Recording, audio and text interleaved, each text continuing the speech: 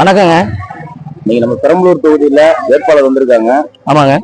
இன்னைக்கு வரலாற்று காணாத ஒரு மிக பிரம்மாண்டமான ஒரு கூட்டணியில இன்னைக்கு முதல்வர் ஸ்டாலின் அவர் அமைச்சிருக்காரு. ஆமாங்க.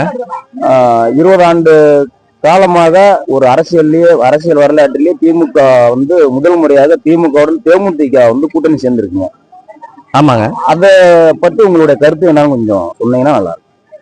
நாங்க ஏற்கனவே விஜயகாந்த் ஐயா அவர்கள் இருக்கும் பொழுதே நாங்கள் கூட்டணிக்காக விருப்பப்பட்டோம். நமது கலைஞர் தலைமையில் அது சாத்தியமில்லாம ஆகிவிட்டது.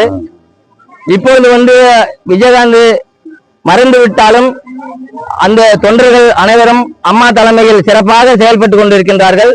அவர்கள் திராவிட முன்னேற்ற கழகத்தினுடைய கூட்டணியில் அங்கம் வகிப்பதில் நமது திராவிட முன்னேற்ற கழகம் மிக்க மகிழ்ச்சி அடைகிறது. இப்ப தேசிய முற்போக்கு திராவிட கழகம் நம்ம கூட்டணியில சேர்ந்ததுனால வெற்றி வாய்ப்பு எப்படிங்க இருக்கு? நம்ம ஏரியாவில் ரொம்ப பிரகாசமாக இருக்கின்றது. வெற்றி வாய்ப்பு எப்படி இருக்கு? டாக்டர் ஜெயலட்சுமி அவர்கள் அமோக வெற்றி அடைவார்கள்.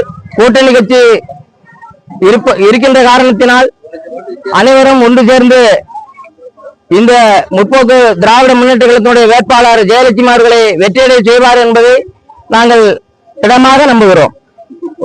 வேற எதுவும் சொல்ல விரும்புறீங்களா?